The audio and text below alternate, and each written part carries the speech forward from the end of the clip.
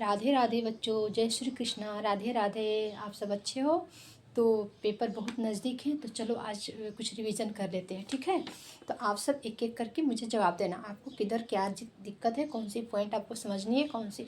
अब आप रिवीजन करो और बहुत ज़्यादा से ज़्यादा अंडरस्टैंडिंग समझ रखो, ठीक है? अपने मन में सभी बातें को समझना होता है। तो आपको कैसे पढ़ना है आज मैं आपको वो बताऊँगी, ठीक है?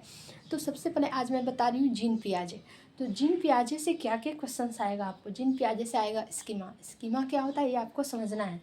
स्कीमा होता है एक न्यू थॉट करना, एक नए विचार, एक नई समझ। बच्चे जो अपने माइंड में क्रिएट करके रखेगा वो एक नई विचार, नई समझ, उसको स्कीमा कहते हैं। समझ गए? ओके। नेक्स्ट आएगा आपको इसे समायोजन। समायोजन किसे कहते हैं? अब इतना टाइम है नहीं कि मैं आपको एक बार एक एक करके बताऊं, तो मैं आपको एक एक पॉइंट बता रही हूँ, वो आप नोट करते जाना। कहीं भी समझने में दिक्कत हो तो आप मेरे को पूछ सकते हैं। समायोजन क्या है? समायोजन मतलब एडजस्ट करना, समायोजन करना।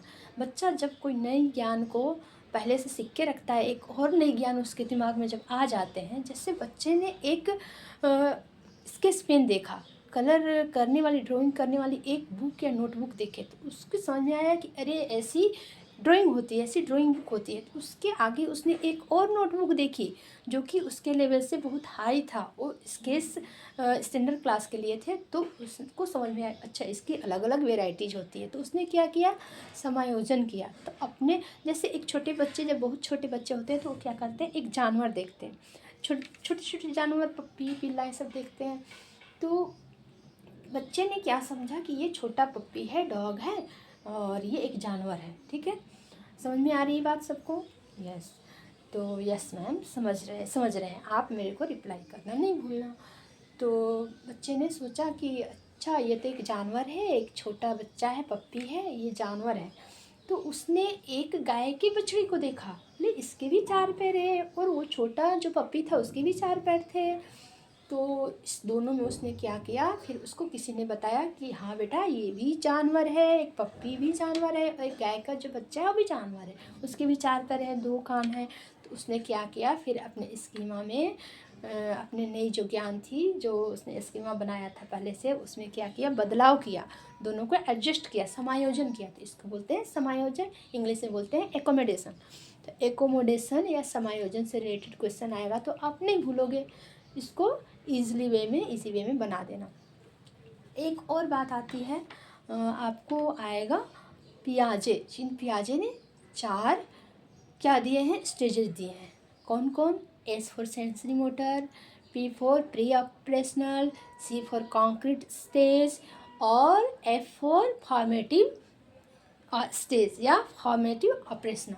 4 स्टेजेस दिए हैं जिन पियाजे ने, ये आपको याद रखना है, ठीक है? और क्या दिए हैं इन्होंने? और इक्विलिब्रियम एसिमिलेशन, मतलब नई ज्ञान को एसिमिलेट करना, अपने दिमाग में बैठाना, ये आपको आना चाहिए। एक और बात है, आपको टैग वर्ड आनी चाहिए। अगर आपने सीडीपी को अच्छे से पढ़ लिया तो आपके 90 मार्क्स आने वाले हैं और आप अच्छे से सीटेट क्लियर करने वाले हो, ठीक है? इस बात को नहीं भूलना, अच्छे से दिमाग में बैठा लेना। तो मैं आपसे एक क्वेश्चन पूछ रही हूँ, आप मेरे को बता दो टैग वर्ड। मैंने आपको पिछले क्लास में बताए थे, आप सबको बताया थे मैंने टैग वर्ड, और वो टैग वर्ड आपको रिवाइज करके समझ के अच्छे से जाना है। अगर आपने इसको समझ लिया तो आपकी सीटेट समझो क्लियर हो गई। और इसको बहुत ज़्यादा पढ़ना, और बहुत कुछ पढ़ना, और बहुत पढ़ना, और एक स्मार्टली वे में पढ़ना, ये सब अलग अलग डिफरेंस वे है। मतलब आप बहुत ज़्यादा मत पढ़ो, बहुत कुछ मत पढ़ो, लेकिन कुछ ऐसी चीज़ें पढ़ो जो आपको पेपर्स में आने वाले हैं। मेरी बात को आप समझ रहे हैं? तो अपने दिमाग में ये एक लाइन फिक्स कर लेना कि बहुत कुछ पढ़ के नहीं पास करते परीक्षा, कुछ टॉपिक पढ़ के पास करते हैं जो कि पेपर में आते हैं। तो आपको वही की सॉल्व करनी है, देखनी है कि कौन कौन से टॉपिक से हमारे प्रश्न बनते हैं, पेपर में क्वेश्चंस पूछे जाते हैं हर साल, आपको ये समझ होनी चाहिए, ठीक है? तो मेरे हिसाब से आप इसको फॉलो करेंगे और आप इसी तरीके से पढ़ाई करो, आपकी सीटेट बिल्कुल क्लियर होगी। सीटेट क्या, सभी पेपर आप क्लियर करोगे, बहुत सारे एग्जाम्स पास करोगे, लेकिन ये फार्मूला याद रखना, ऐसे पढ़ना, बहुत कुछ पढ़ना, और कुछ सेलेक्टेड टॉपिक पढ़ना। सेलेक्टेड ये चुनिंदा जो टॉपिक आप पढ़ोगे, जिससे आपके प्रश्न बनेंगे, आपके पेपर्स एग्ज़ाम हॉल में आएंगे, वो आपको मदद करेगी, आप पास होगे, आपको अच्छी जॉब मिलेगी। तो ये फॉर्मूला सभी जगह अप्लाई होता है। दिमाग में बहुत कुछ बात रखना ज़रूरी नहीं है, कुछ बात रखना ज़रूरी है जो कि हमारे लिए और हमारे जॉब के लिए, हमारे सीटेट के लिए, हमारे सभी प्रतियोगी परीक्षा के लिए, हमारे फैमिली के लिए ज़रूरी है। इस दुनिया में बहुत सारी बातें चल रही है, तो सबको जानना ज़रूरी नहीं है। बहुत कुछ चीज़ को जानना ज़रूरी नहीं, बहुत कुछ से बेटर है कि कुछ ही बातों को जानो, कुछ ही रूल्स फॉलो करो, लेकिन उसको स्ट्रांगली फॉलो करो, तब जाकर आपको सफलता मिलती है। तो आप समझ गए हैं। अब आप 1 बाई 1 करके मेरे से आप पूछिए, या फिर मैं पूछ सकती हूँ, आपको कहाँ पे क्या डाउट हो रही है। आप डाउट क्लियर करने के लिए मैं एनी टाइम मैं अवेलेबल हूँ। आपको किसी को भी कोई भी डाउट है तो आप मेरे से पूछ सकते हैं, ठीक है। तो एक और आपको याद रखना है कि जीन पियाजे ने बोला था कि बच्चा खुद से सीखता है, ठीक है। आपको समझना है, रटना नहीं है, रट कर कभी नहीं पढ़ना है। NEP 2020 में भी कहा गया है कि सभी शिक्षा नीति में भी हमेशा ये बोला जाता है कि रट कर पढ़ना नहीं है, समझ कर पढ़ना है, पढ़ाई को समझो। तो पियाजे ने क्या कहा था कि बच्चा खुद से सीखता है, उसकी एक अपनी स्टेज डेवलपमेंट होती है। तो लेकिन वाइगोत्स्की ने कहा कि नहीं, बच्चा खुद से नहीं सीखता है, वो समाज से सीखता है, संस्कृति से सीखता है। बच्चा जब बड़ा होता है तो अपने समाज से, उसकी भाषाओं को, उसके तौर तरीक़ों को, उसके सोचने समझने की जो भी मेंटलिटी, जो भी कैपेसिटी जो डेवलप होता है, उसके समाज से डेवलप होते हैं। तो ये जीन पियाजे चच्चा और वाइगोत्स्की ने ये दोनों में मत का जो डिफरेंट आपको ये भी पूछ सकता है ऑब्जेक्टिव में, ट्रू फॉल्स में, या फिर आपको दे देगा बिकॉज दे देगा, ऐसे ऐसे मतलब दे देगा, आपको कारण दे देगा, और वो दोनों का आपको सही गलत करना होगा। तो आपको पता होना चाहिए कि जीन पियाजे ने कहा था, उनकी विचार क्या थी, उन्होंने क्या दिए थे। उन्होंने ये बताए थे कि बच्चा खुद से सीखता है। जीन पियाजे ने क्या दिया था, कॉग्निटिव डेवलपमेंट, संज्ञानात्मक विकास दिया था। और वाइगोत्स्की ने क्या दिया था, आप बता दो। यस, गुड, वाइगोत्स्की ने दिया था संज्ञानात्मक विकास नहीं दिया था, सांस्कृतिक विकास दिया था। सांस्कृतिक और सामाजिक और भाषा की विकास दी थी। और वो भी कैसे, बच्चा खुद से नहीं कर सकता, समाज में जाकर ही कर सकता है, वो समूह में ही करेगा।